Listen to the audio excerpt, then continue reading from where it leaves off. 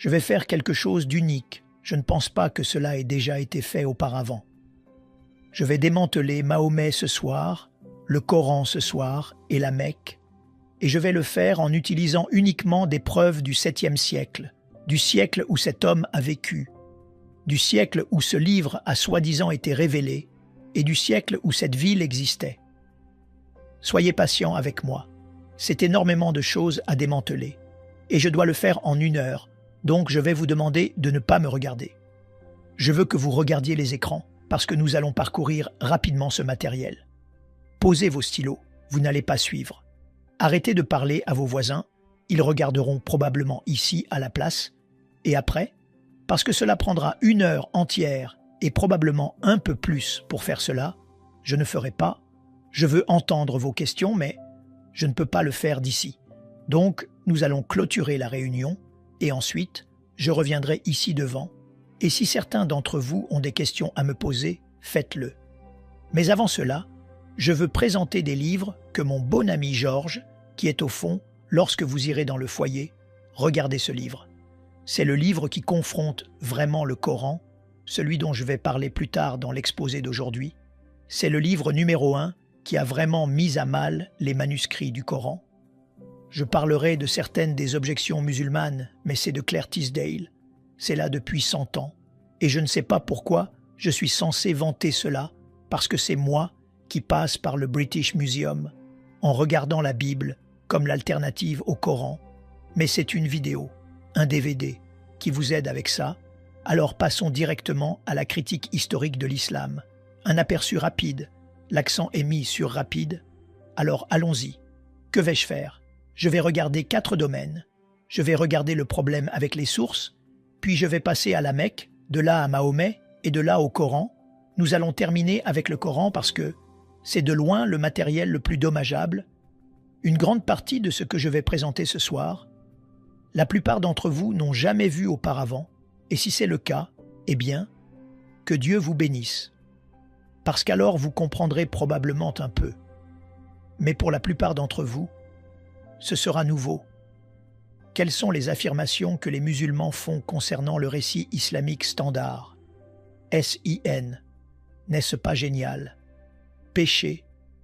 Nous allons mettre fin au péché ce soir. Le récit islamique standard est, ce sont leurs traditions. C'est ce que chaque musulman doit savoir. Chaque musulman, qu'il soit radical, nominal ou libéral. Comment il marche, parle, mange, boit, dort dépend de ses traditions. Du récit islamique standard, maintenant ils croient tous. Chaque musulman croirait que Mahomet était le dernier et le plus grand prophète né à la Mecque en 550-70, mort à Médine en 632, a modelé l'islam pour le monde entier comme un paradigme et a reçu le Coran comme sa révélation finale. Par conséquent, le Coran et sa révélation envoyée entre 610 et 632, c'est la plus grande, la seule révélation parfaitement préservée selon l'islam, la révélation finale, et elle corrige tout ce qui s'est passé avant. Donc, l'islam, naturellement, dirait qu'il est leur religion finale basée sur la vie de Mahomet, et ses paroles, c'est la sunna et sur les enseignements du Coran. Conclusion. Eh bien, évidemment, ils dépendent de 3 choses. Le livre, l'homme, le lieu, et c'est ce que nous allons confronter ce soir. Le livre, l'homme, le lieu, le livre, le Coran, l'homme, Mahomet et le lieu, la Mecque, puisque tous les 3 sont fondamentaux pour l'islam, sans l'un d'eux, les 2 autres tombent, nous devrions enquêter sur les 3, et c'est ce que nous allons faire ce soir, mais au 7e siècle, et dans la partie centrale de l'Arabie, le Hedjaz, où se trouvent la Mecque et Médine. Pour faire cela, nous devons commencer par les sources. Où allons-nous aller? D'où viennent toutes ces histoires? Tout ce que nous savons sur Mahomet, tout ce que nous savons sur la Mecque, tout ce que nous savons sur le livre lui-même doit venir d'une source. Alors allons voir cette source, parce que cela soulignera pourquoi il y a un problème avec tout le reste ce soir. Maintenant, pour être cela, je veux que vous regardiez cette carte. Voici une carte du Moyen-Orient de l'Arabie selon le récit islamique standard. L'empire de Mahomet englobait cette zone brune. Alors regardez la zone brune. C'est ce qui existait en islam jusqu'en 632 quand il est mort. Puis ce qu'ils nous disent, c'est que la période des Rachidoun est entrée en existence. Ce sont les 4 premiers califes suivants. Ils englobaient 7. Zone orange. Donc il y a l'expansion qui s'étend, et puis vous avez la dynastie Omeyyade, qui est le premier grand califat, selon eux. C'est la zone violette. Je ne me soucie pas trop de la zone violette ce soir. Je veux regarder la zone brune et la zone orange. D'accord. C'est la zone que je veux regarder. Donc de Tripoli à l'ouest jusqu'en Afghanistan à l'est, de la Turquie au nord jusqu'au Yémen au sud. Soyez patients avec moi, allons-y. Maintenant voici ce qu'ils disent, c'est leur récit. Ce n'est pas mon récit. Ils disent que Mahomet est né en 570. Le Coran a été révélé à partir de 610, puis il monte et va de la Mecque jusqu'à Jérusalem, monte aux 8-7 cieux, rencontre Allah, descend, rencontre Moïse et découvre qu'il doit prier 50 fois. Moïse dit de le faire descendre. Alors il fait des allers-retours entre le 7e et le 5e ciel et le fait passer de 50 à 30 à 20 à 10 à 5 prières. Donc cela se passe en 621, puis il quitte la Mecque, monte à Médine en 622, vient et prend le contrôle de la Mecque et défait la Mecque en 633 et meurt ensuite en 632. Donc c'est la vie de Mahomet selon leur tradition. Une fois qu'il meurt, Abou Bakr prend le relais pendant 2 ans, il meurt paisiblement, et ensuite vient Omar qui prend le relais pendant 10 ans, lui ne meurt pas paisiblement, il est tué, et ensuite, bien sûr, Othman prend le relais, et il dure environ 12 ans avant d'être tué, mais pendant qu'il est là en tant que calife, le Coran est finalisé. Donc le Coran, le livre dont nous allons parler ce soir, a été créé. Ce livre que j'ai dans les mains ici vient d'Othman. C'est ce que chaque musulman vous dira. Et puis quand il est tué, Ali prend le relais. Et il ne dure qu'environ 5 ans avant d'être vaincu là lors de la bataille de Siffin par Muawiyah. Donc conclusion, l'islam était entièrement formé dans le Hedjaz en 661. C'est ce qu'ils disent. Croyez-vous tous cela? Nous dirons oui pour l'instant. D'accord. Dans environ 1 heure, vous pourrez dire non. Mais pour l'instant, disons simplement oui, continuez avec moi. Maintenant, voici la question. Tout ce que je viens de vous dire, comment diable et d'où tenez-vous cela? Eh bien, vous espéreriez que cela vienne de personnes qui vivaient réellement à cette époque, n'est-ce pas? Et de personnes qui vivaient réellement là, des témoins oculaires comme nous l'avons avec Jésus. Matthieu était un témoin oculaire, Jean était un témoin oculaire. Vous espéreriez que la même chose fonctionnerait avec l'islam? Eh bien, allons voir ce que nous trouvons, pour savoir qui était Mahomet. Tout ce qui se serait passé, tout ce que je viens de vous montrer. Nous devons revenir aux sources pour toutes ces histoires. Maintenant, Mahomet meurt en 632.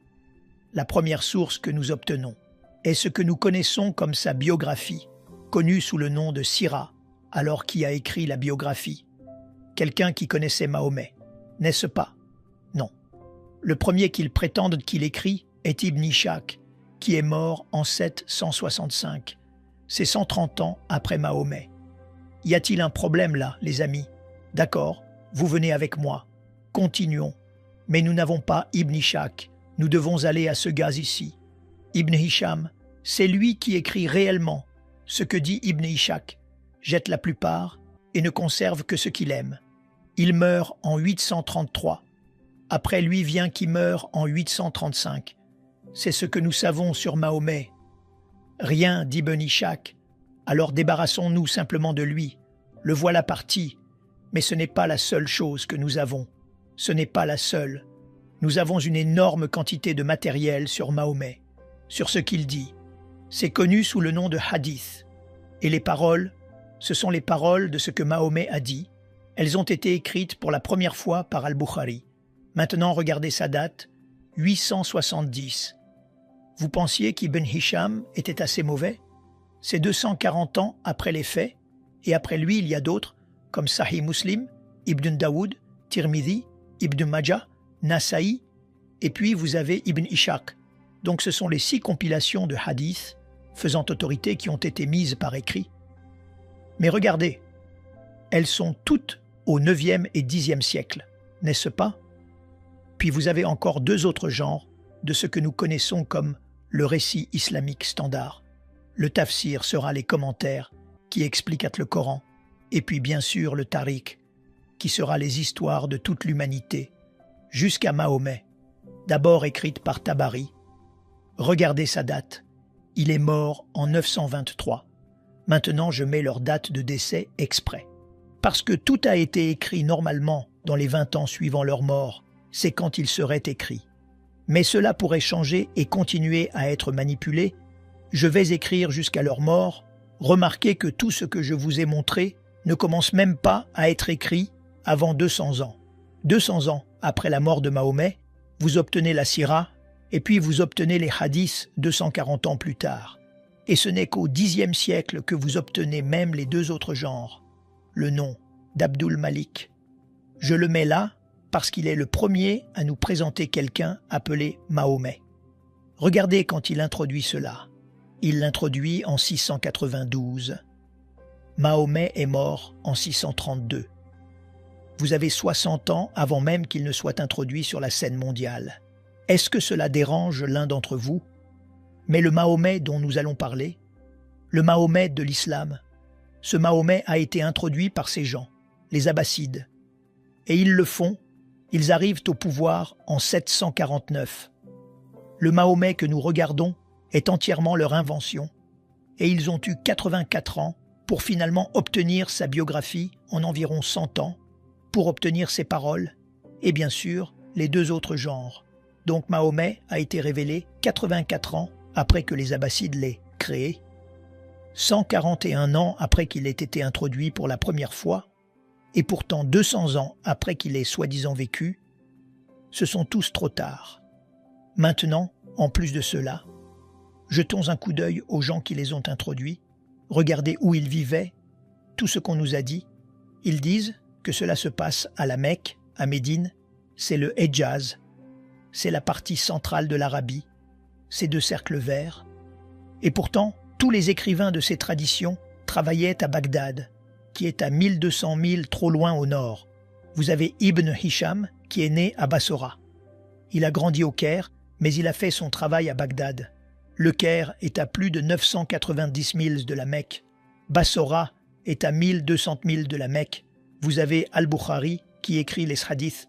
Il est de Bukhara, qui est en Ouzbékistan. C'est à 2600 milles de distance. Al-Tabari, qui a écrit.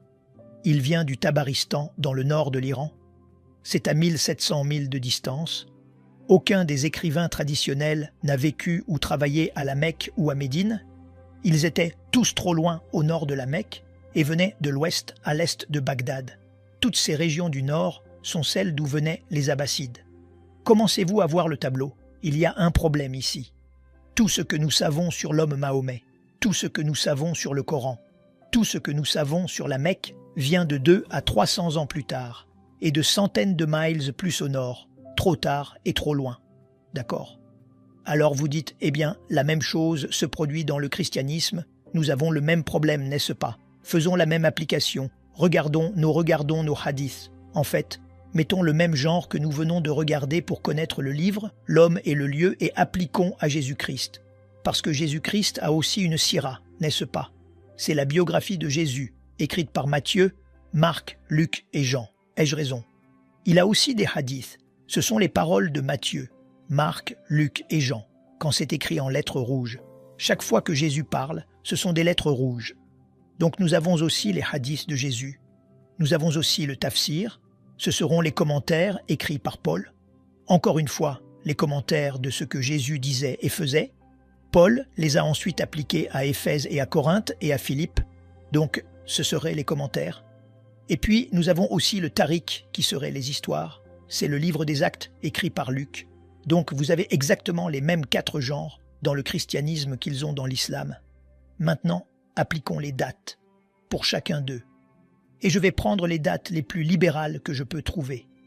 Je vais marcher sur tous vos orteils S'il vous plaît, ne vous fâchez pas contre moi, je le fais pour une raison. Alors, regardons d'abord le tarikh de Jésus, l'histoire de l'Église primitive, écrite par Luc entre 52 et 72-68 après JC. C'est dans les 20 à 30 ans. Vous avez déjà le tarikh de Jésus écrit. Quand vous regardez le tafsir des lettres de Paul, il a été tué en 65 après JC. Il écrivait dans les 50 ans, suivant la mort du Christ.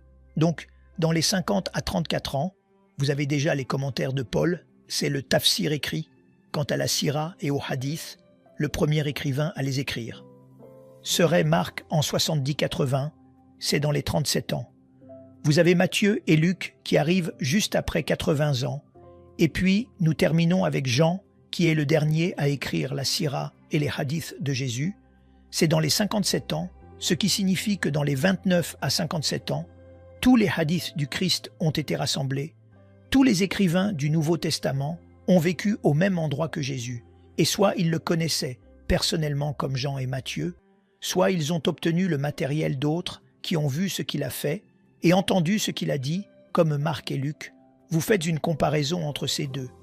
Quand nous comparons ces deux différents genres de littérature, le christianisme sait tout sur son livre, l'homme et le lieu dans les 15 à 60 ans, l'islam doit attendre 2 à 300 ans. Lequel, pensez-vous, est le plus autoritaire? Regardez la comparaison. Les amis, Dieu merci, nous n'avons pas ce problème en comparaison.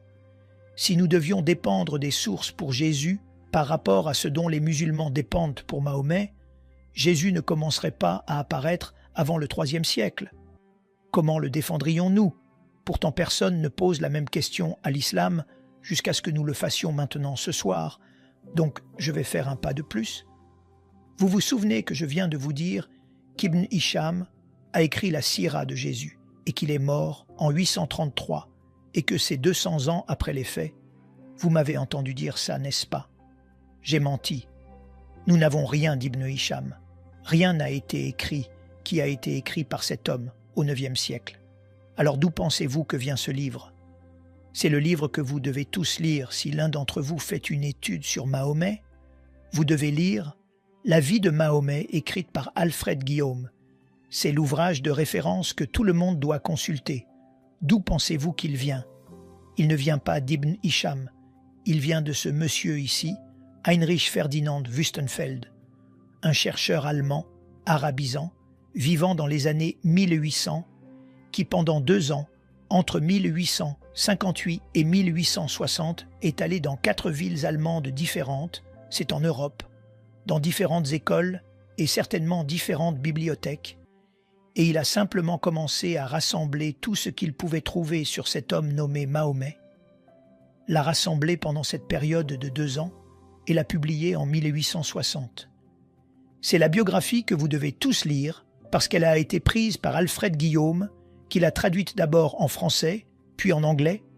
Tout ce que nous savons sur Mahomet vient de ce chercheur allemand, et cela ne date que de 160 ans. L'homme dont les musulmans dépendent pour savoir qui était leur prophète ou ce qu'il a fait est un linguiste allemand âgé qui a écrit l'histoire de Mahomet il y a 160 ans, donc plus de 1000 ans trop tard. Pouvez-vous imaginer comment ils vont défendre cela? Comment, s'il y a des musulmans ici, allez-vous défendre votre prophète maintenant en regardant à quel point tout est tardif concernant ce qu'il a fait là-bas, soi-disant au 7e siècle? Vous pouvez le voir dans le dilemme pour les chercheurs aujourd'hui. Leurs conclusions sont que l'islam, tel que nous le connaissons, n'existait pas au 7e siècle, mais a évolué sur une période de 5 siècles, 2 à 300 ans. Le Coran n'a probablement pas été révélé à un seul homme en 22 ans comme les musulmans nous le disent, mais a probablement évolué sur une période de 50 à 100 ans. La conclusion, l'histoire de l'islam, au moins depuis l'époque du calife Abdul Malik, 685 à 705, et avant, est une fabrication ultérieure. Maintenant, si c'était le cas, le problème est-ce bien? Que allons-nous faire? Comment se fait-il que vous puissiez voir ce qui les préoccupe? Ils ont dit, eh bien, où devons-nous aller? Je suggérerais, retournons au 7e siècle, puisque nous ne pouvons pas faire confiance au 9e et 10e siècle. Pour ce que Mahomet faisait ou comment était le Coran au 9e et 10e, désolé, Retournons au siècle où vivait Mahomet, retournons au siècle où la Mecque existait, et retournons au siècle où ce livre a été écrit. Alors, commençons par la Mecque. Pourquoi je veux commencer par la Mecque? Vous verrez pourquoi. La Mecque est extrêmement importante. Rappelez-vous que l'islam dépend de 3 jambes. Vous enlevez une des jambes, les 2 autres s'effondrent. Donc si vous commencez par le livre, l'homme est le lieu pour les 3 jambes. Si vous commencez à confronter la Mecque, ça commence à vaciller. Une fois que vous fermez la Mecque, tout le reste s'effondre.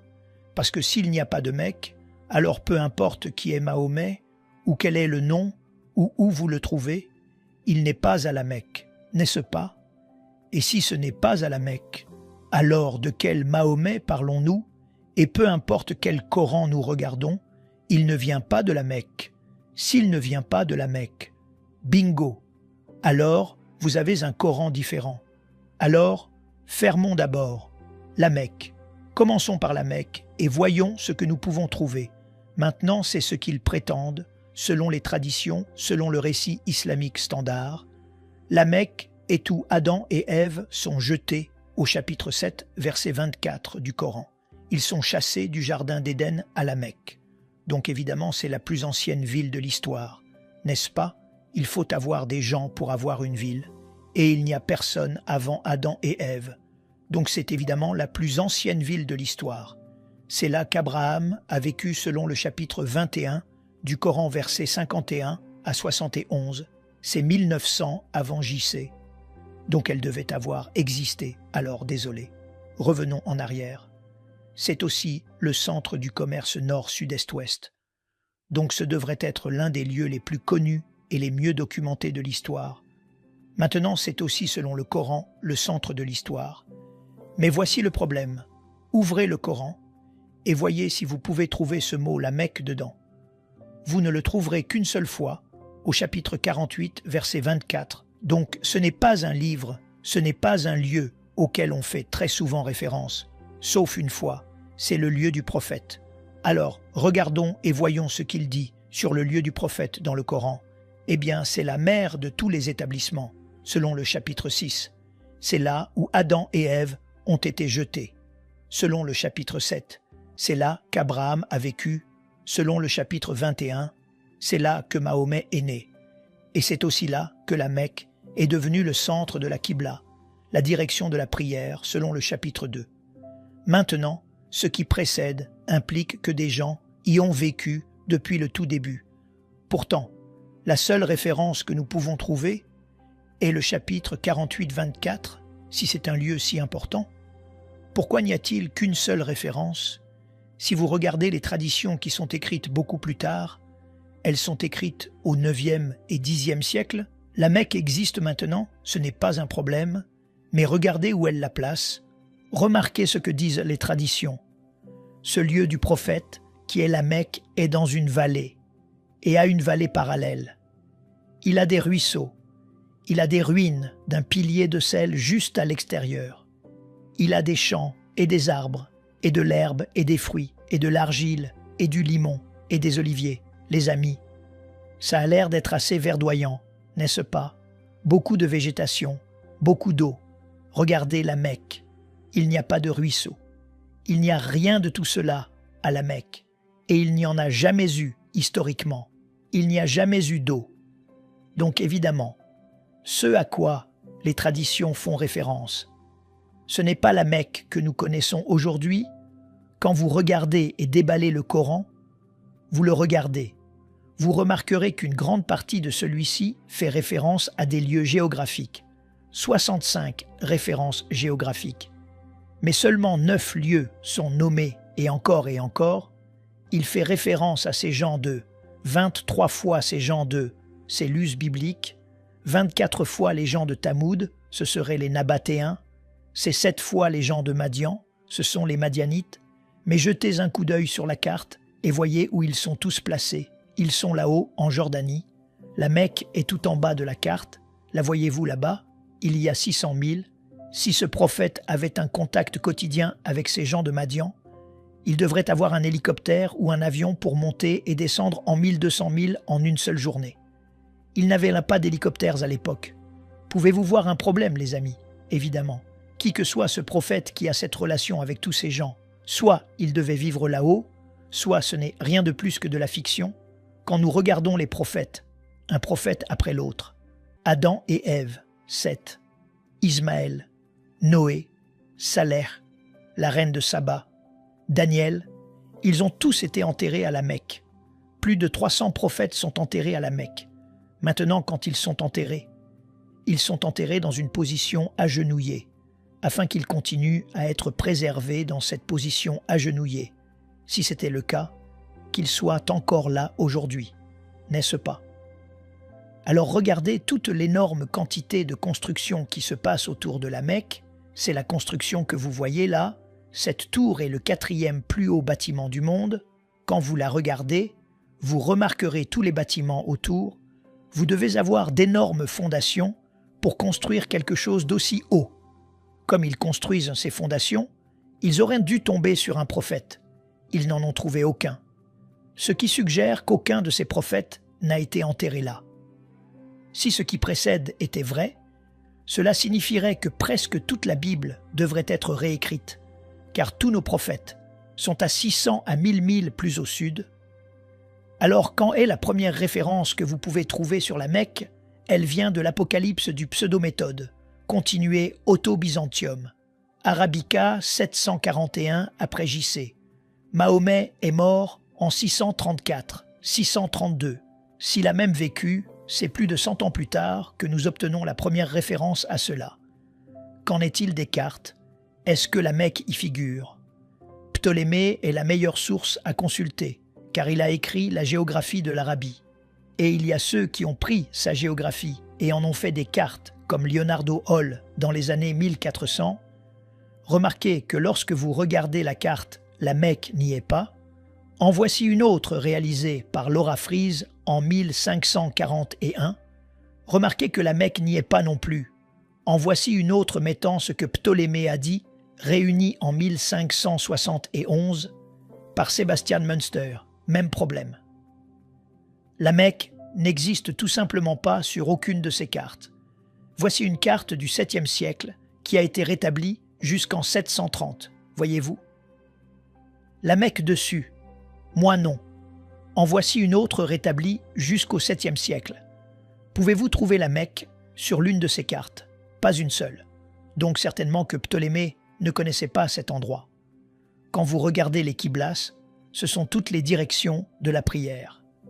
Maintenant, rappelez-vous qu'au chapitre 2 du Coran, toutes les Qiblas étaient dirigées vers la Mecque selon le Coran lui-même.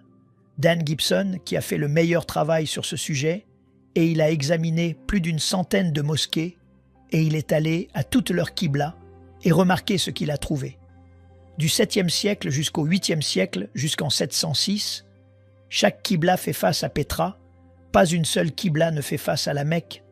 Nous sommes au 8e siècle. Nous ne pouvons toujours pas trouver de mosquée faisant face à la Mecque. Ce n'est qu'en 715 que la première mosquée fait face à la Mecque. Qu'est-ce que cela vous dit?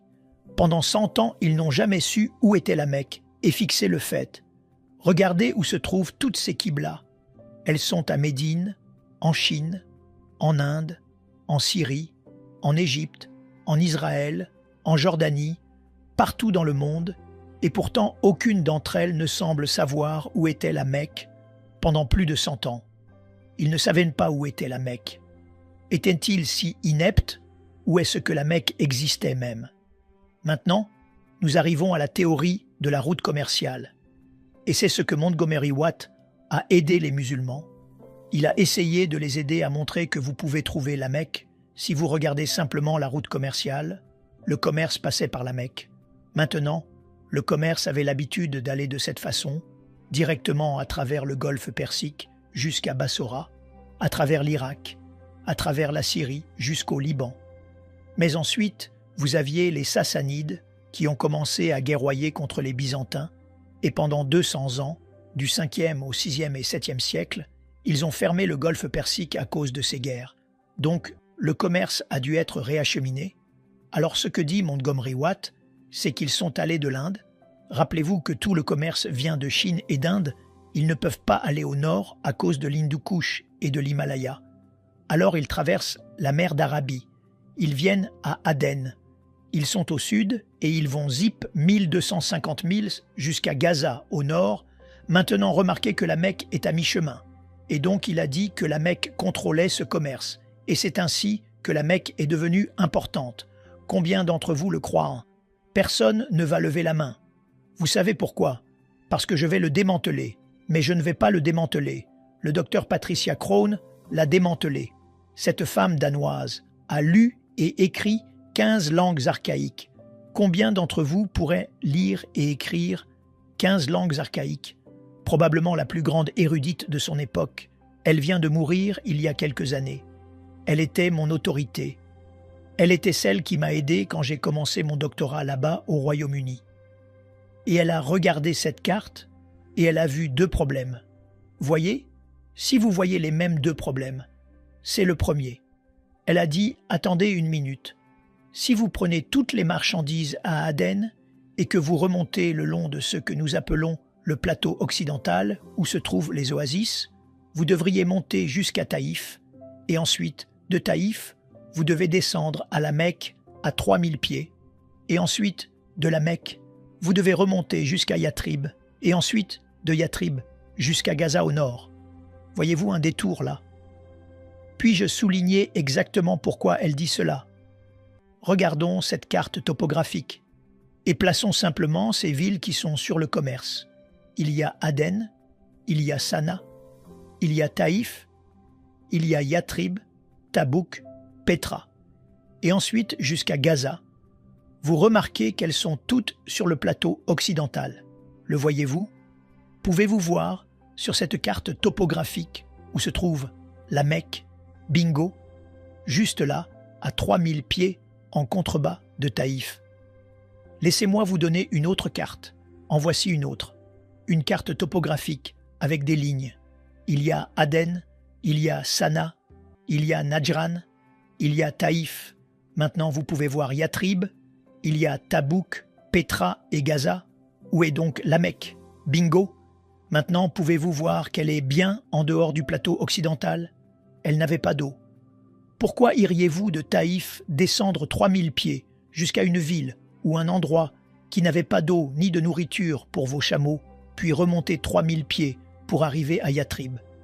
C'était donc le premier problème. Mais voici le deuxième problème, a-t-elle dit. Pourquoi diable iraient-ils même chercher leur matériel à Aden et parcourir 1250 milles par voie terrestre, alors qu'ils ont une voie navigable à gauche? Pourquoi ne restez-vous pas simplement sur le bateau, même aujourd'hui? Regardez comment toutes nos marchandises sont envoyées dans le monde entier. Elles sont envoyées par bateau, n'est-ce pas? C'est le moyen le moins cher d'envoyer quoi que ce soit. Et vous avez la mer Rouge à gauche. Alors pourquoi n'ont-ils pas emprunté la mer Rouge? Maintenant, elle est intelligente, parce qu'elle lit et écrit 15 langues. Elle est retournée à tous les documents commerciaux du 2e, 3e, 4e, 5e, 6e jusqu'au 7e siècle, quelque chose qu'aucun musulman n'a jamais fait, et elle a écrit un livre intitulé Meccan Trade and the Rise of Islam en 1987 et a reçu des menaces de mort à cause de ce qu'elle a trouvé. Voici ce qu'elle a trouvé. Elle a dit que lorsque vous observez le commerce, il traverse la mer d'Arabie jusqu'à Aden. Oui, ils s'arrêtaient à Aden. Ils y prenaient des provisions. Mais ils ne s'y arrêtaient pas. Ils ne déchargeaient aucune marchandise là-bas. Ils remontaient dans la mer Rouge. Ils allaient à Adulis, et elle a trouvé Adulis encore et encore, et puis d'Adulis remontait la mer Rouge jusqu'à Petra, et puis de Petra à Gaza, et puis de Gaza à travers tout le monde méditerranéen.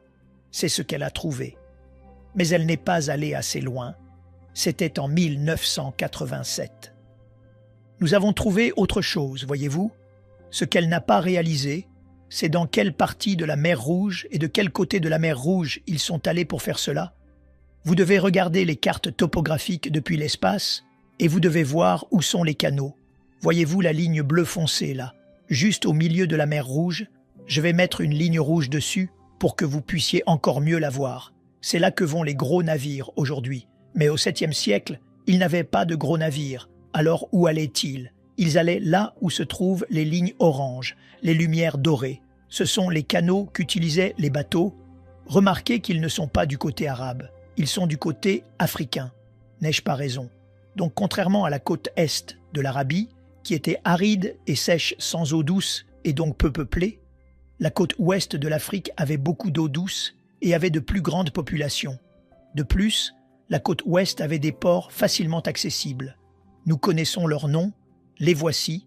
Les ports le long d'eux sont Assab, Adulis, continuez sur Souakin, Bérénice et Safaga. Regardez les dates. Ils sont tous antérieurs à l'islam. Remarquez qu'ils sont tous à une journée de bateau l'un de l'autre. Donc ils y allaient chaque nuit pour s'abriter. Ils existent depuis le IIIe siècle avant JC du côté de la mer Rouge. Je suis désolé. Du côté arabe de la mer Rouge, le seul port que nous connaissons s'appelle Yanbu, qui soutenait Yatrib. Qu'en est-il de Djeddah, qui soutient la Mecque? Les musulmans m'ont toujours demandé « Eh bien, Djeddah n'existait-elle pas non plus ?» Le docteur John Houting, qui est l'autorité mondiale sur Djeddah, a écrit son livre là-dessus, et si vous regardez son livre, il dit que Djeddah n'existait pas avant le 8e siècle après JC. Elle a été créée parce que la Mecque a été créée. La Mecque n'avait pas d'eau. Elle avait donc besoin de provisions. C'est pourquoi ils ont créé Djeddah. Donc, puisqu'il n'y en avait pas d'autres, débarrassons-nous de Djeddah et de la Mecque. Les voilà qui disparaissent de l'écran. Sans Djeddah, sans la Mecque, qu'advient-il de l'islam? Un grand X rouge? Qu'en est-il alors des civilisations? Peut-être qu'elle connaissait cet endroit. Demandons, et le docteur Patricia Crone est allée partout. Elle a posé cette question. Si la Mecque était la plus ancienne ville de l'histoire de l'humanité, quelqu'un, quelque part, aurait dû en entendre parler, alors elle est allée et elle a regardé. Et j'ai regardé tous les empires pour voir ce qu'ils disaient. Maintenant, rappelez-vous qu'elle lit et écrit 15 langues. Donc elle a lu tout dans sa langue d'origine. Les Assyriens, elle n'a rien trouvé sur la Mecque. Les Babyloniens ne savaient rien de la Mecque. L'Empire romain ne savait rien de la Mecque. Les Perses non plus. Qu'en est-il de ceux qui en sont beaucoup plus proches, comme les Nabatéens?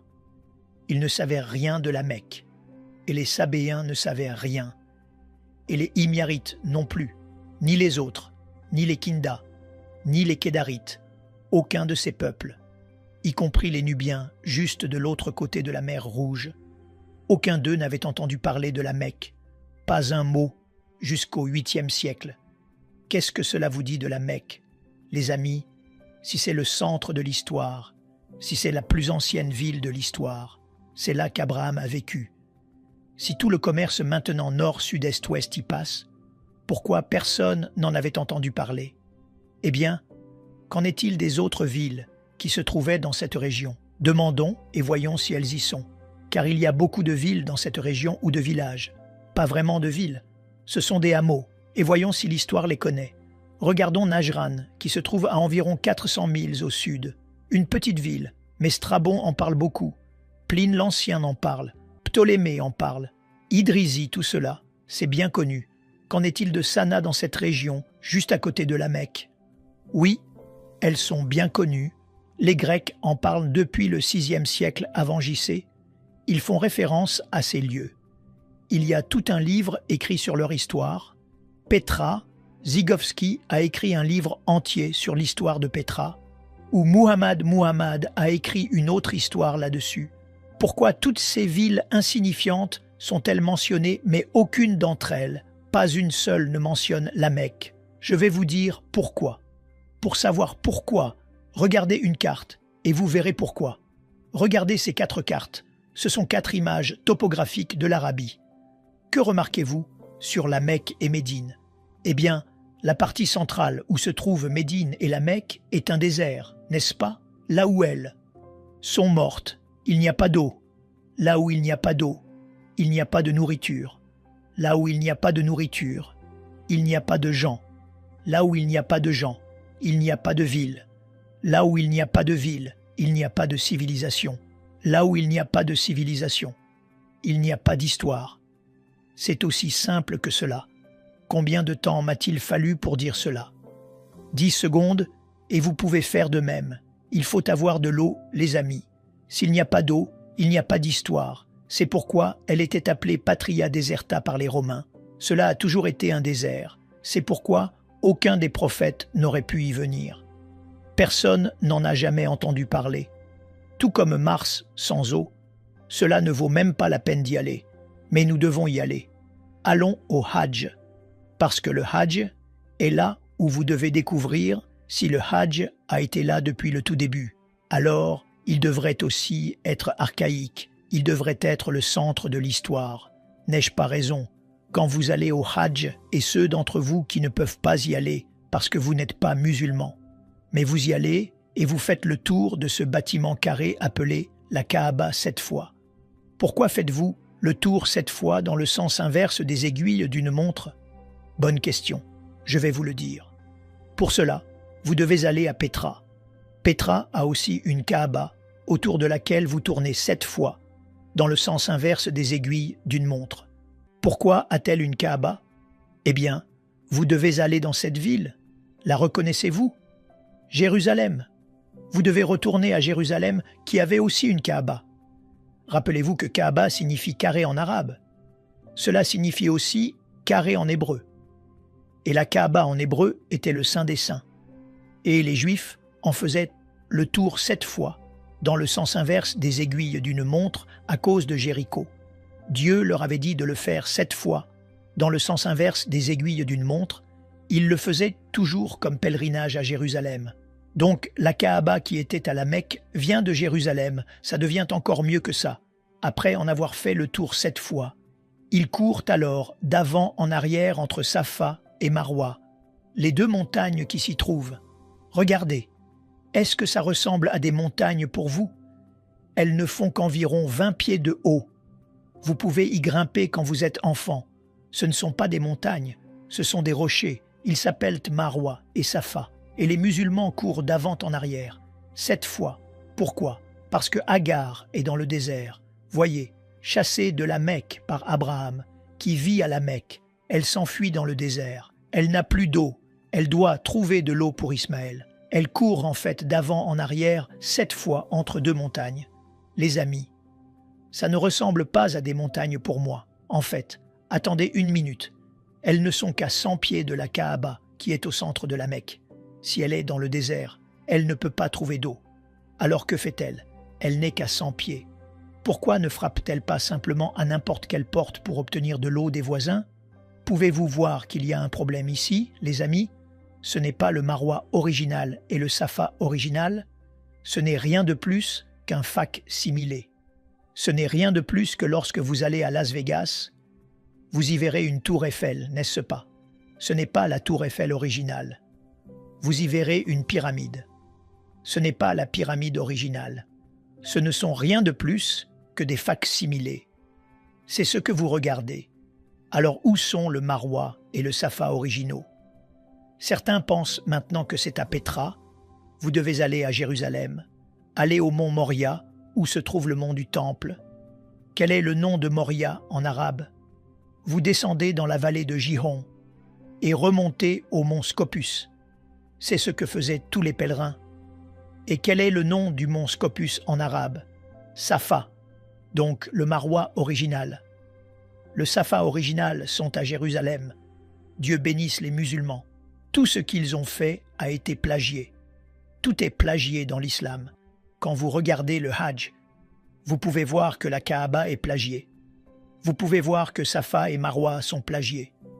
Vous pouvez voir que la colline d'Arafat, je n'ai pas le temps d'y entrer, c'est plagié. Vous pouvez voir les Jamarat, où ils lancent 49 pierres.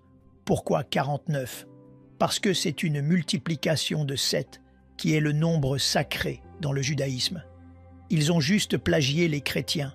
Vous regardez le puits de Zamzam, c'est la même chose. Le même mot qui est utilisé pour le mont. Le puits là-bas à Jérusalem, la piscine de Siloé à Jérusalem, et puis nous arrivons à la pierre noire. Dieu merci, ce n'est pas plagié. Qu'est-ce que la pierre noire fait là sur le coin et de la Kaaba? Chaque musulman doit en faire le tour. Ils embrassent la pierre pour que leurs péchés soient pardonnés. Qui peut pardonner les péchés à part Dieu? C'est de l'idolâtrie, les amis, et c'est au cœur même de l'islam. Le centre même de l'islam est basé sur l'idolâtrie. Si les musulmans disent que Dieu est un, alors qu'est-ce que cette pierre fait là? Cela ne vient pas de Jérusalem. Comprenez-vous que je ne vais pas entrer là-dedans parce que je dis que je manque de temps. Je dois continuer. Regardez et allez sur Fonder Films. Nous avons tout mis là-haut. Nous déballons maintenant tout ce matériel pour que vous puissiez le voir. Donc, pouvez-vous voir que personne ne pouvait trouver la Mecque? Crone pouvait à peu près démystifier la théorie de la route commerciale. Gibson a démystifié les Qibla. Nous, je suis désolé. Crone aussi a démystifié, elle a non seulement démystifié cela, mais elle a aussi démystifié les cartes. Et puis nous avons démystifié la base du commerce passant par la mer Rouge, et puis bien sûr les 5 étapes du Hajj. Bien que la Mecque ait existé depuis Adam et Ève dans la sourate chapitre 7, verset 24, il n'y a aucune preuve de son existence nulle part jusqu'en 741, et tout ce que nous trouvons maintenant à la Mecque, nous pouvions le trouver auparavant à Pétra et maintenant encore plus tôt à Jérusalem. Vous êtes prêts pour Mahomet? Que savons-nous de Mahomet? Eh bien, dernier et plus grand prophète selon l'islam, modèle de l'islam pour le monde, récite, reçoit le Coran comme une révélation finale. Tout ce que nous savons de lui, nous pouvons le trouver dans la Sira. Mais comme je l'ai dit maintenant, il semble que cela vienne d'un érudit allemand nommé Wüstenfeld et les hadiths. Nous n'avons rien d'Al-Bukhari jusqu'au XIe siècle, et 8 de ces 9 volumes n'apparaissent qu'au XVIe siècle. Le même problème que nous avons avec le Coran, nous y viendrons dans un instant. Maintenant, est-ce qu'il est mentionné au 7e siècle dans la période où il est censé vivre? S'il existait, quelqu'un aurait dû le connaître, non? Ou dire quelque chose à son sujet? Alors, ce que nous devons faire, commençons par les pièces de monnaie. Parce que les pièces de monnaie, si un calife arrive au pouvoir, la première chose qu'un calife ou un roi fera, c'est frapper des pièces avec son nom dessus, son image dessus, et aussi à quelle dénomination il appartient, à quelle religion il appartient, et la date de la pièce, n'est-ce pas? C'est ce qu'ils font tous à ces époques anciennes. Parce qu'ils n'avaient pas de journaux, ils n'avaient pas de télévision, ils n'avaient pas de radio. Ils savaient que tout le monde toucherait des points. Alors voyons où sont les ateliers monétaires, selon l'islam. Tout ce que les califes faisaient était à Médine, qui est dans le sud, là-bas, dans le Hedjaz. Mais quand vous regardez les ateliers monétaires, remarquez où se trouvent tous les ateliers monétaires. Les ateliers monétaires sont tous là-haut, en Syrie, en Jordanie et en Israël aujourd'hui. Ce sont les ateliers occidentaux. Qu'en est-il de ceux de l'Est? Ils sont tous dans ce qui est aujourd'hui l'Iran et l'Irak. Il n'y a aucun atelier monétaire là où ils sont censés être. Toutes les pièces ont été frappées trop loin au nord. Ne l'ai-je pas dit plus tôt? Trop loin au nord, ce qui est intéressant, c'est que lorsque vous regardez les pièces elles-mêmes, la conclusion est qu'aucun de ces ateliers monétaires n'était dans le Hedjaz et qu'ils étaient plutôt trop loin au nord, peut-être parce que le Hedjaz était un désert sans eau, et là où il n'y a pas d'eau. Vous connaissez le reste de l'histoire. Regardons ensuite les pièces, parce que les pièces étaient frappées par des gens qui vivaient à cette époque, et c'étaient des dirigeants. Remarquez que lorsque vous regardez les ateliers monétaires, regardez les pièces du 7e siècle, 626, 36, 40, 650, jusqu'en 661, vous remarquez que presque toutes les pièces sont chrétiennes. Regardez les croix dessus, c'est ce que vous faites. Vous mettez la croix si vous êtes chrétien.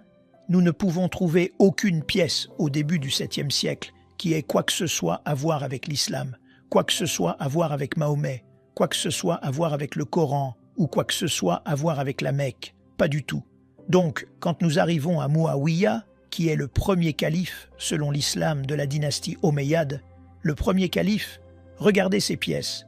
Il est censé être un bon musulman, n'est-ce pas? Mais regardez. Qu'est-ce qu'il a au-dessus de sa tête? Une croix. Regardez les deux qui sont à droite là-bas. Regardez les deux. Les deux. Du bas là-bas, il a une croix au-dessus de sa tête, il tient une croix dans sa main. Au dos de la pièce est écrit le mot Mahmoud qui est Mahomet. C'est la première référence à Mahomet n'importe où, et c'est en 663. Est-ce possible qu'il soit Mahomet? Non. Que signifie Mahomet en arabe? Le loué. Alors qui est le loué? Eh bien, s'il tient une croix et qu'il a une croix, qui pensez-vous que soit le loué? Quel est son nom? Merci. Prouvons-le. Alors allons à l'inscription. La façon dont vous mettez cela, c'est l'inscription par là et son nom, et il se désigne comme le serviteur de Dieu, le commandeur des croyants. Et qu'est-ce qu'il a juste là, en haut à gauche? Une croix. Alors de qui est-il un serviteur? Pour Dieu. Et pour quels croyants? Les chrétiens. Il était chrétien. Les amis, toutes les pièces le disent. Elles ne mentent pas. C'est le 7e siècle. Il règne jusqu'en 680.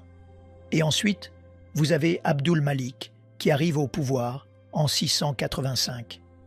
Abdul Malik est celui que nous devons regarder parce qu'il introduit de nouvelles pièces qui introduisent la shahada. Il n'y a qu'un seul Dieu, mais Dieu. Mahomet n'est rien de plus que le serviteur de Dieu. Mais rappelez-vous que le Mahomet est un titre. Cela signifie le louer, n'est-ce pas? Alors que fait-il? À cause de cela, il met cela là-haut. Justinien II part en guerre contre lui, c'est l'empereur byzantin. Abdul Malik gagne la bataille et il met cette pièce avec lui-même comme victorieux. Je ne savais pas que vous pouviez mettre des images de vous-même sur vos pièces, pas si vous êtes musulman. Donc évidemment, il n'est pas musulman. Évidemment, ce Mahomet qui est là n'a rien à voir avec lui. Il a tout à voir avec Jésus. Pourquoi? Regardez simplement le dôme du rocher qu'il a construit. Regardez les inscriptions sur le dôme du rocher qu'il a construit en 691. Quand vous regardez les descriptions, vous verrez qu'elles attaquent toute la divinité de Jésus, sa christologie, la Trinité et sa filiation. Toutes ces inscriptions disent pas trois, car Dieu est un, et il n'a pas de fils. Car vraiment, Dieu n'engendre pas et n'est pas engendré. L'un est au chapitre 4, versets 160 et 11 du Coran, l'autre est au chapitre 112. Ceux-ci attaquent tous Jésus-Christ, et ensuite vous obtenez car vraiment il n'y a qu'un seul Dieu, mais Dieu est le loué. Alors qui est le loué? C'est tout sur Jésus, n'est-ce pas? Donc le loué n'est rien de plus que le messager de Dieu. Il était un chrétien antitrinitaire attaquant le christianisme byzantin. Pourquoi? Parce qu'ils sont sa plus grande menace en tant qu'autre superpuissance de son époque. Il introduit ensuite cette pièce, c'est ma pièce, je l'ai achetée maintenant, et tout cela attaque Jésus-Christ. Les amis, c'est le début de ce qui est devenu plus tard l'islam. Tout a commencé par cet homme, et c'était tout pour confronter Jésus-Christ. C'est tout contre notre Seigneur. Les pièces ne mentent pas, si vous voulez aller aux inscriptions. Les inscriptions trouvent exactement la même chose. Elles se trouvent au nord, elles se trouvent au sud, aucune d'entre elles ne se trouve au milieu. Pourquoi pensez-vous qu'elles ne se trouvent pas au milieu? Il n'y a pas d'eau. Voilà, mon garçon, vous apprenez vite. Ilka Lindstedt est celui qui a daté le... Il était celui qui a regardé le rocher dans les inscriptions, et il a regardé la période de 100 ans, entre 640 et 740, et il a remarqué que toutes ces inscriptions qui sont écrites en arabe, elles ont une formule, mais elle n'a rien à voir avec l'islam. C'est une formule pieuse qui a beaucoup plus à voir avec le christianisme. Ce n'est que vers 690 à 790, 710 que le prophète Mahomet est introduit dans ses inscriptions. Les droits musulmans tels que les pèlerins et les pères et le jeûne sont introduits vers 720. Et Mahomet, en tant qu'homme, et le peuple appelé musulman, et la religion appelée islam, ne sont introduits qu'en 730. C'est plus de 100 ans après Mahomet. Si Mahomet existait même, ce n'est que dans les années 730 et suivantes qu'il y a des preuves de la dévotion populaire à un homme nommé Mahomet en tant que prophète et messager, ce qui rend les traditions islamiques incroyablement gênantes. Il y a un silence de 100 ans avant cela qui indique que l'islam n'existait pas en tant que religion distincte jusqu'à longtemps après l'époque de Mahomet, ce qui jette un doute sur le fait qu'il ait joué un rôle dans le démarrage de l'islam. Je vais passer rapidement à travers ceci. Je veux juste vous montrer.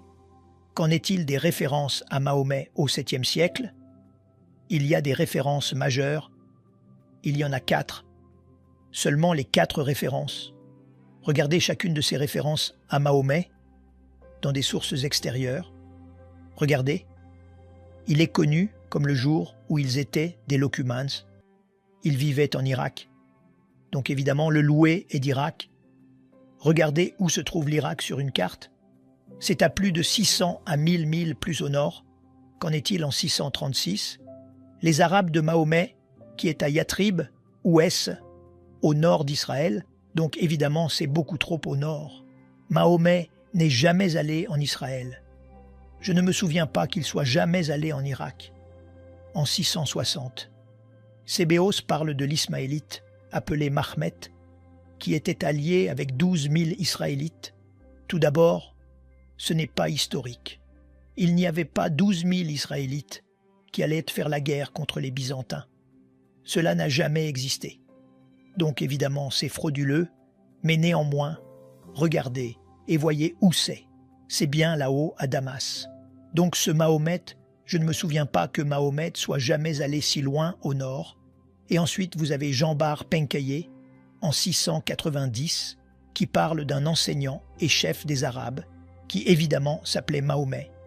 À qui cela fait-il référence? Regardez et voyez qui étaient les Arabes. Ils étaient tous chrétiens, mais ils n'étaient pas des chrétiens trinitaires à cette époque. C'est vraiment Jean Damascène qui identifie et voit pour la première fois le Mahomet que nous commençons à rencontrer, et il y fait référence. Il parle de Mahomet qui vient avec ses doctrines absurdes, vient avec 4 livres, le livre appelé La Vache, qui est maintenant la sourate 2, le livre appelé Les Femmes, qui est la sourate 4, le livre appelé La Table, qui est la sourate 5, et le livre appelé Le Chameau, qui est Sarah rien. Il n'y a pas de sourate du chameau dans le Coran, donc évidemment, quel que soit ce à quoi Jean Damascène fait référence, ce n'est pas le Coran que nous connaissons aujourd'hui, et le Coran est bien plus grand que seulement 3 sourates, il y en a 114 dans le Coran. Donc évidemment, cela signifie qu'il n'y avait pas de Coran. Que toute référence à Mahomet au 7e siècle le place à Gaza, Jérusalem, Damas ou Hira, qui sont tous situés trop loin au nord et font probablement référence à un autre Mahomet, le loué. Maintenant, nous arrivons au Coran, et c'est là que ça devient vraiment délicieux. C'est le meilleur matériel. Les amis, asseyez-vous. Si vous voulez aller aux toilettes, vous pouvez le faire, mais vous manquerez tout. Alors allons-y. Que prétendent les musulmans sur le Coran? Numéro 1, il n'est pas créé, c'est juste là, dans le Coran lui-même, au chapitre 85, verset 22. Donc il n'a jamais eu la moindre chance qu'un humain puisse avoir un contrôle sur lui. Il a été envoyé à Mahomet entre 611 et 632. C'est ce qu'ils prétendent. Il a été complété par Osman en 652. C'est probablement ce livre dans cette main, ici, est d'Othman, disent-ils. Et puis numéro 4. Le Coran est inchangé depuis les derniers 1400 ans. Pas un mot, pas une lettre n'a changé. Avez-vous entendu des musulmans dire cela? Chaque musulman dit ces 4 choses. Mémorisez simplement ces 4 mots. Incréé, envoyé, complété, inchangé. C'est tout ce que vous avez besoin de savoir. J'y reviendrai. Je vais démolir ces 4. Mais je vais vous montrer quelque chose d'encore mieux à propos de ces 4. Attendez. Alors que prétendent les chrétiens à propos de la Bible? Est-ce que la Bible est incréée? Non, bien sûr. Elle est créée. Nous savons qui l'a écrite. Nous connaissons même les auteurs. Nous mettons leur nom sur la plupart des livres. La Bible n'est pas envoyée. Elle a été inspirée par Dieu, mais pas envoyée par un ange. La Bible a été complétée. Oui, nous dirions que c'était le cas. La chose est que nous n'avons aucun des manuscrits originaux. Donc, nous ne savons pas ce qu'est le complet. N'a-t-elle pas été changée? Oui, des parties l'ont été. Nous savons où elles ont été changées. Nous savons même ce que nous mettons. Nous sommes très transparents. Nous mettons juste où les versets qui ont été ajoutés, où il y a eu des erreurs de scribe, ont été enlevés. Donc nous savons que nous sommes très clairs à ce sujet. Et nous ne parlons que de 40 versets, sur plus de 6000 versets. Donc ce soir, je ne vais pas démolir incréé ou envoyé parce que je ne suis pas là. Je vais démolir complet et inchangé. Ces deux-là, c'est ce que je veux regarder. Donc ce que je veux chercher, c'est un manuscrit du Coran du 7e siècle, qui est complet, 114 sourates, qui sont inchangées. Et c'est ce que j'ai demandé aux musulmans du monde entier. J'ai débattu plus d'une centaine de débats que j'ai faits avec les musulmans. Et c'est ce que je demande toujours. Montrez-moi un manuscrit de votre Coran du 7e siècle qui est inchangé, tout comme le Coran que j'ai dans ma main ici. Où allons-nous pour en savoir plus sur le Coran? Nous devons aller à Sahih al-Bukhari. Rappelez-vous que je vous ai dit qu'il est mort en 870. Donc c'est lui qui nous dit comment le Coran est assemblé. Voici ce qu'il dit. Il dit que Mahomet est mort en 632. Il n'avait pas été écrit. Il a finalement été écrit dans sa forme finale au temps d'Othman en 652. Le troisième calife. Il a ensuite envoyé 5 exemplaires à 5 villes différentes, la Mecque, Médine, Bassora, Koufa et Damas, et ceux-ci sont devenus le canon, le Coran canonisé pour le monde entier en 652. Le problème est que presque immédiatement, un autre Coran supplante celui de Damas écrit par Ubay ibn Kab. Il avait 116 sourates, c'est 2 de plus que dans le Coran d'aujourd'hui. Un autre a été écrit à Bagdad, écrit par Ibn Mas'ud. Il avait 110 sourates. C'est 4 de moins que ce qui est dans le Coran d'aujourd'hui. Un autre écrit par Ibn Moussa, 114 sourates. Il y avait tellement de différences selon Arthur Jeffrey, qui a fait le travail là-dessus. Si vous regardez juste ces manuscrits et que vous les comparez avec le Coran d'aujourd'hui, il y a environ 15 000 différences. Vous avez un problème. Alors comment pourrait-il y avoir eu un seul Coran? Il y avait au moins 5 Corans et 7 du 7e siècle de la Mecque, Médine, Bassora et Damas. Nous ne pouvons en trouver aucun aujourd'hui. Aucun de ces Corans n'existe aujourd'hui. Les amis, quand nous parlons d'il y a 1400 ans en tant que chrétiens, nous avons le Codex Sinaiticus, le Codex Alexandrinus, nous avons le Vaticanus. Ce sont du 3e et 4e siècle. C'est 2 à 300 ans avant le Coran. Pourquoi pouvons-nous reproduire l'intégralité de notre Bible? Nous avons 365 manuscrits du Nouveau Testament avant le 7e siècle. Pourquoi ne peuvent-ils pas présenter un seul Coran du 7e siècle? C'est ma question. Ce sont eux qui le prétendent, pas moi. Où sont ces 5 manuscrits? Regardez ces villes. Elles ont toujours été contrôlées par l'islam pendant les derniers 1400 ans. Alors comment ont-ils pu le perdre? Plutôt ineptes, ne diriez-vous pas? Donc avant d'entrer dans les manuscrits, je veux regarder les qira'at, ce sont les lectures. C'est probablement le matériel le plus dévastateur qui vient de sortir ces dernières années. Ce sont les manuscrits originaux. Maintenant je dis original.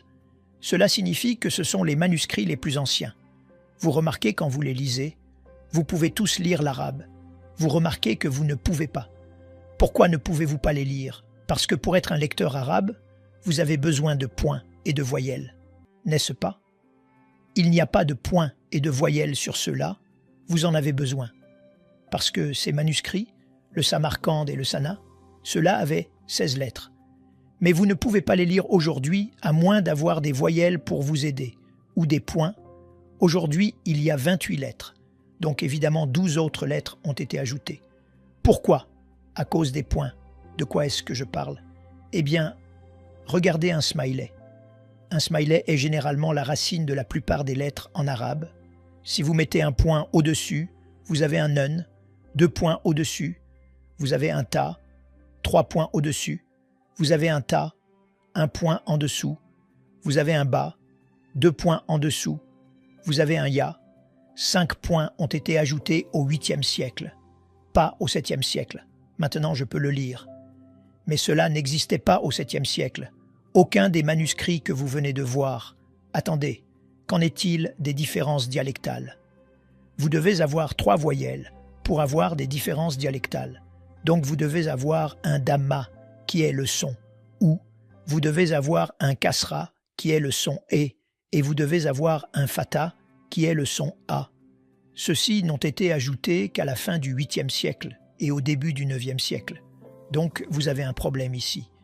Parce que soudainement vous avez Abdul Malik qui arrive au pouvoir et il veut créer un Coran parce qu'il introduit maintenant un prophète. Un prophète doit avoir un livre. Alors que faites-vous? Vous devez emprunter à droite et à gauche.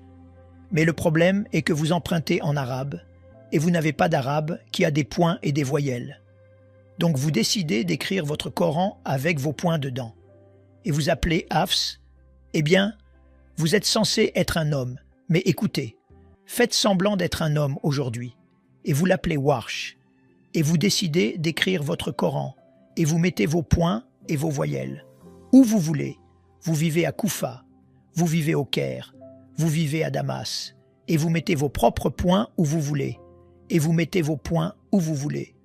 Soudain, nous avons 4 Corans différents, n'est-ce pas, dans 4 villes différentes. Eh bien, cela commence à proliférer jusqu'au Xe siècle. Il y avait 700 Corans différents, vous m'avez entendu, 700 Corans différents, selon cet homme qui a fait sa thèse de doctorat. Il est maintenant à la tête du département islamique de l'université Harvard. Il estime, parce qu'ils ne sont pas là aujourd'hui, vous avez maintenant un problème, j'ai tous ces Corans, aucun d'entre eux n'est d'accord, vous avez. Une difficulté donc même avec Jaïd, un homme au Xe siècle, a eu la responsabilité d'en choisir 7. Et ce sont les 7 premiers qu'il a choisis. Nafi de Médine, de la Mecque, Ibn Amir de Damas. Remarquez que 3 d'entre eux sont de Koufa, un à Damas, l'autre est de Bassora, et les 2 autres sont d'Arabie. Regardez les dates. Que remarquez-vous à propos des dates de chacun d'eux? Regardez les dates de décès. Chacun d'eux est mort soit entre 736 et 805. Cela signifie les 8e et 9e siècles. Est-ce que l'un de ces hommes connaissait Mahomet? Ont-ils même vécu au même siècle que Mahomet? Alors comment aurait-il pu venir de Mahomet? Ce sont les 7 que chaque musulman jurera venir de Mahomet, mais personne n'a osé regarder leurs dates. C'est moi qui ai mis les dates là-bas. Vous devez rassembler les dates, les amis, et c'est là que vous allez anéantir chaque musulman. Ils n'ont aucune idée de ces dates. Ce sont les 7 premiers. Mais ce livre n'est pas là. C'est Hafs. C'est le livre officiel pour le monde entier aujourd'hui, mémorisé par 93% de tous les musulmans. Voyez-vous le nom d'Assim là-haut? Numéro 5. Il est un disciple d'Assim. Donc en 1194, 2 disciples ont été choisis parmi chacun des 7 pour en faire 14, n'est-ce pas? Et cela a été choisi par Al-Shatibi en 1194. Maintenant vous avez 7 plus 14. Combien en avez-vous? 21, n'est-ce pas? J'espère que mes mathématiques sont bonnes. Ce n'est toujours pas assez bon. Au XVe siècle, en 1429, un autre homme nommé Al-Jazari en a choisi 9 autres pour s'acclimater avec 21 autres. Donc maintenant, vous avez 30 Corans différents, aucun n'est identique, mais on vous a dit qu'il n'y a qu'un seul Coran, n'est-ce pas? Et celui qui a été choisi par l'Arabie saoudite était le Hafs que vous voyez là.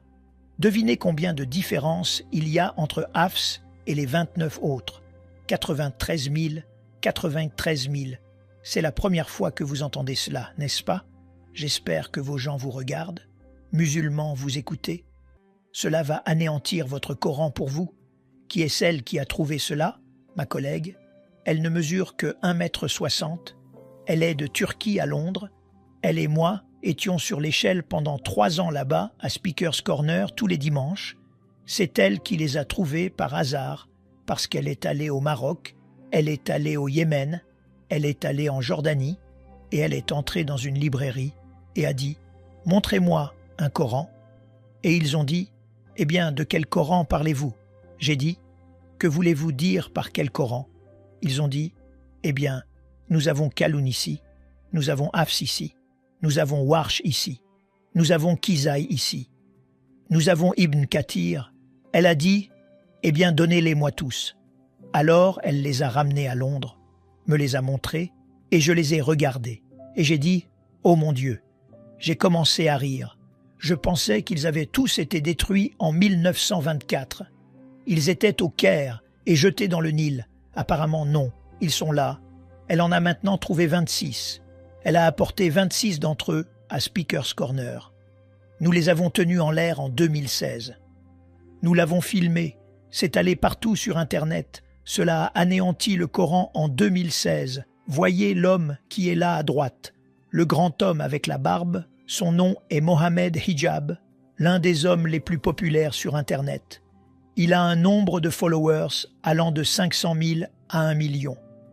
Il était là en train de nous filmer. Quand il faisait ça, il a réalisé qu'il y avait un problème. Il est rapidement sorti de la foule et a crié à tous les gens « Venez à moi, ne regardez pas ce qu'ils vous montrent, n'écoutez pas ce qu'ils disent, je vais tout vous expliquer. » Évidemment, il l'a expliqué assez bien. Pourquoi? Parce que 4 ans plus tard, on lui a montré ce matériel. Je ne vais pas entrer dans tous ces détails. Vous pouvez aller dans chacun d'eux, mais vous pouvez voir le Hafs à gauche, le Warsh à droite. Dans chaque cas, c'est complètement différent. Mot juste en changeant les voyelles, en changeant les points. Vous n'obtenez pas seulement des mots différents, vous obtenez des significations différentes.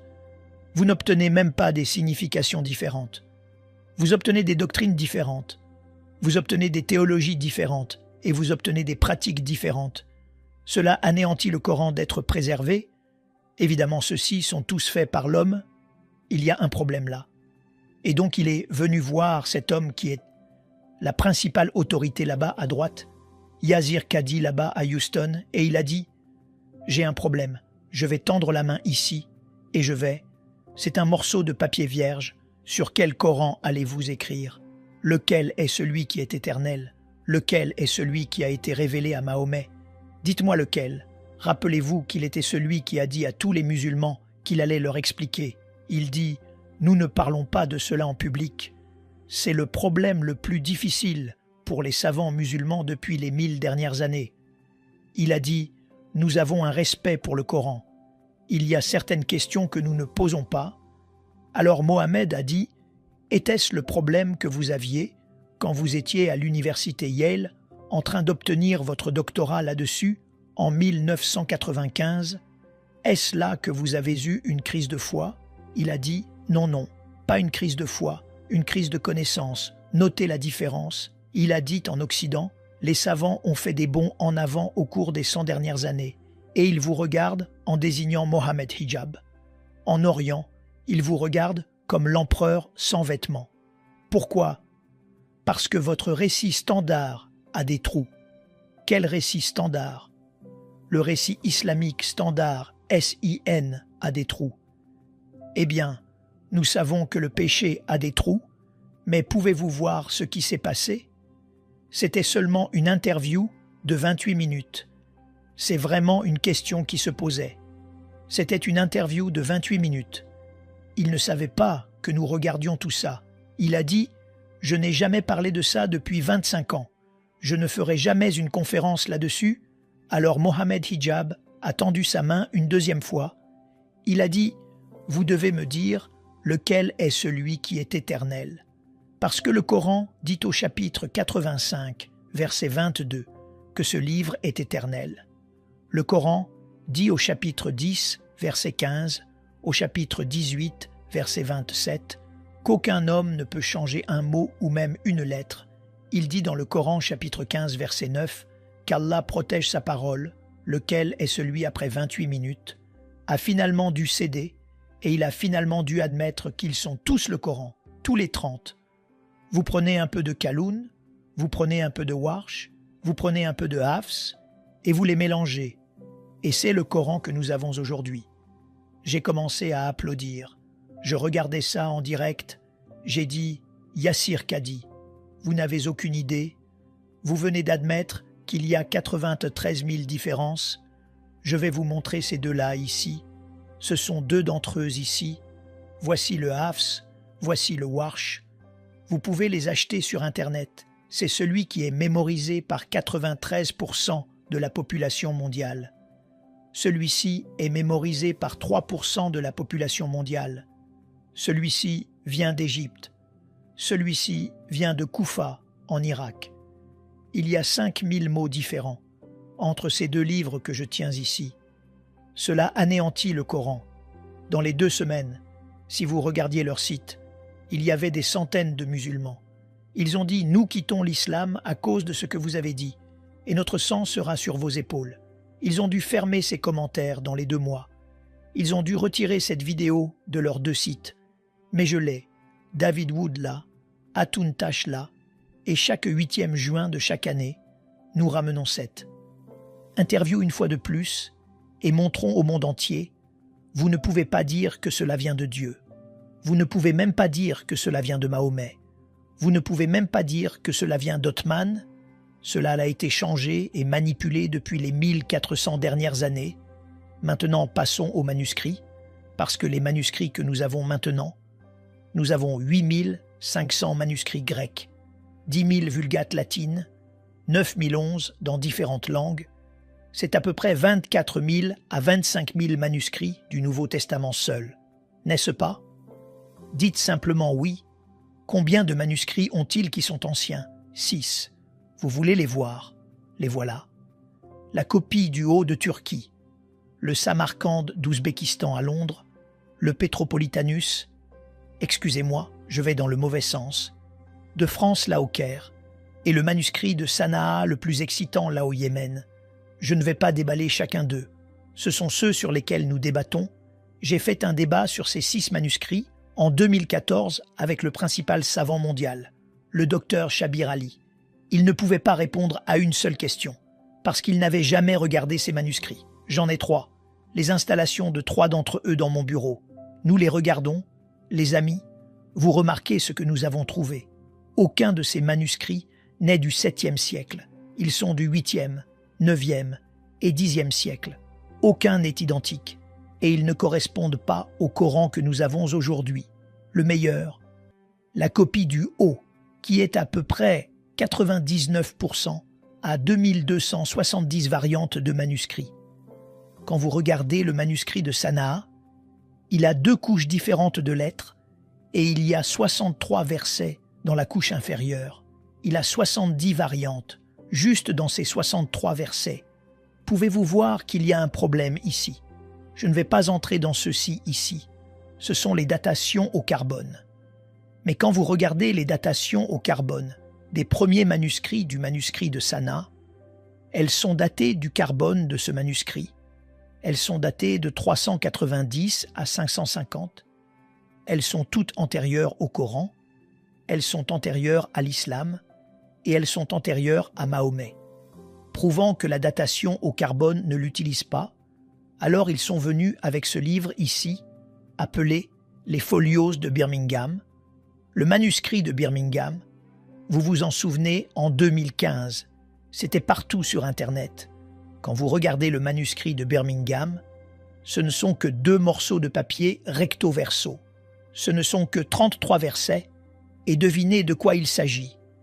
Il s'agit des 7 dormants d'Éphèse, chapitre 18.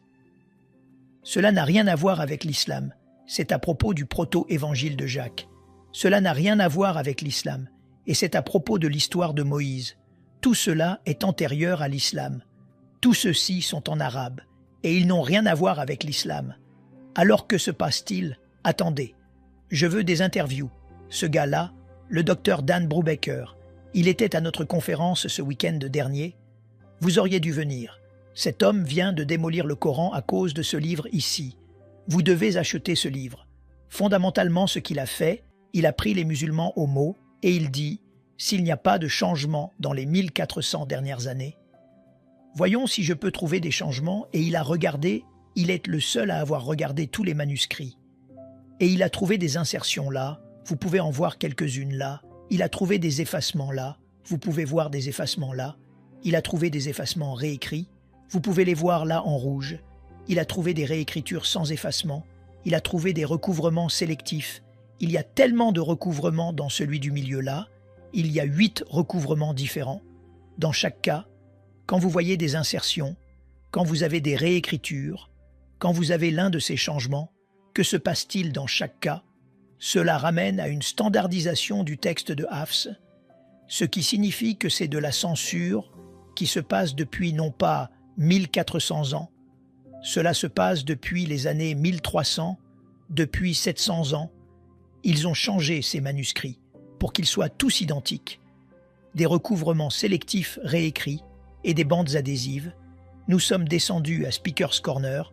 J'y vais depuis 1 heure. Je suis à Londres. Il y a Hatuntash, la femme de 1,60 m qui a détruit le Coran. Ils sont à ma gauche là-bas. Et nous décidons de présenter ce livre-là à Speaker's Corner. Pendant que nous y sommes, l'un des principaux savants à droite là-bas, Mansour Ahmad du Bangladesh, est monté là-bas et a essayé de nous faire taire. Et il prétendait que vous pouvez faire remonter le Coran jusqu'au 7e siècle. Alors je me suis tourné vers lui et j'ai dit « D'accord, vous pouvez le faire. Montrez-moi de quel manuscrit vous parlez. Ce n'est pas le Petropolitanus. Vous ne pouvez pas utiliser le Husseini et n'utilisez pas les manuscrits de Maïl et certainement pas le manuscrit de Sana, parce que tous ceux-ci sont des 8e, 9e et 10e siècles. Quel est le manuscrit qui remonte au 7e siècle? Il a finalement dû admettre qu'il y en avait 63. Il y avait 96% du Coran qu'il pouvait trouver dans le 1er siècle, c'est-à-dire entre 622 et 721 ou 719. Notez les 63 dont il parle. Ce sont les fragments qu'il a trouvés. Notez que nous avons regardé chacun de ces fragments. Aucun de ceux que je mets là. Personne n'est arrivé à une conclusion sur ces 20-là. Les 9 suivants sont tous après le 19e du 6e siècle.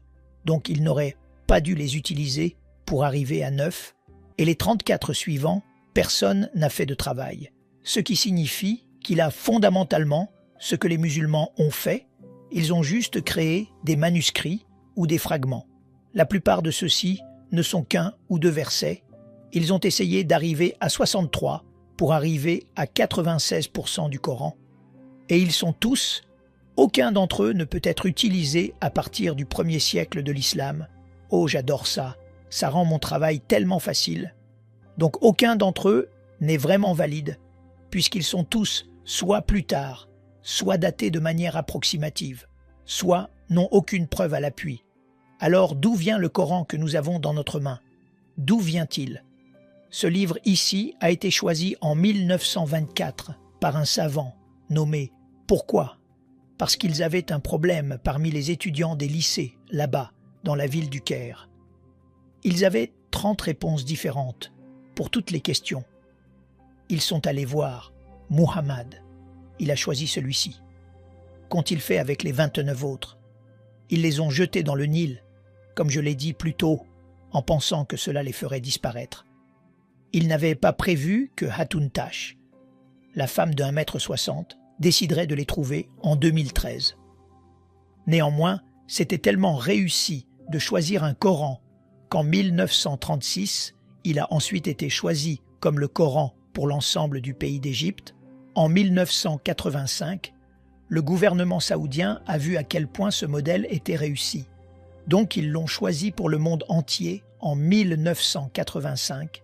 Combien de personnes sont plus âgées ou vivaient en 1985? Levez simplement la main, cela signifie que chacun d'entre vous qui lève la main est maintenant plus âgé que le Coran. Oh mon Dieu, cela doit vous faire vous sentir vieux. Mais maintenant, nous arrivons au meilleur. C'est la dernière chose, et c'est adorable. Voyez-vous, vous aimeriez savoir d'où vient vraiment le Coran, n'est-ce pas? J'aimerais savoir d'où vient vraiment le Coran, parce que si vous devez assembler un livre, parce qu'un homme a été choisi qui écrit le livre, vous n'avez rien sous la main. Qu'allez-vous faire? Vous allez emprunter, n'est-ce pas? Donc c'est exactement ce qui s'est passé au 8e, au 9e et au 10e siècle. Mais qu'ont-ils emprunté? Laissez-moi vous présenter cet homme ici, le docteur Günther Lühling, qui était un chercheur allemand. Il a fait son doctorat en 1970 et il a regardé le Coran. Il a remarqué qu'il y avait de la belle poésie dans le Coran. Il a dit que j'ai déjà vu ça. Alors, il a enlevé ces 5 points et il a enlevé les 3 voyelles et les a remplacées par des points syriaques et nabatéens ou des documents syriaques, nabatéens, syriaques ou syriaques, a remis les points syriaques et a remis les voyelles, et devinez ce qu'il a trouvé, que ces belles poésies étaient des hymnes chrétiennes écrites par des chrétiens sur Jésus-Christ. Cela a été découvert en 1970. À la suite de cela, il était tellement embarrassant pour le monde universitaire en Allemagne que bien qu'il ait reçu dans son doctorat l'examen Opus, qui est la note la plus élevée que vous puissiez obtenir en Allemagne, ce qui signifie que vous devriez obtenir un poste de professeur dans n'importe quelle université de votre choix. Il a été exclu du monde universitaire et il est tombé dans l'obscurité pendant 30 ans, a vécu de l'aide sociale avec sa femme. Je l'ai rencontré en 1998. J'ai dit « Puis-je voir votre doctorat ?»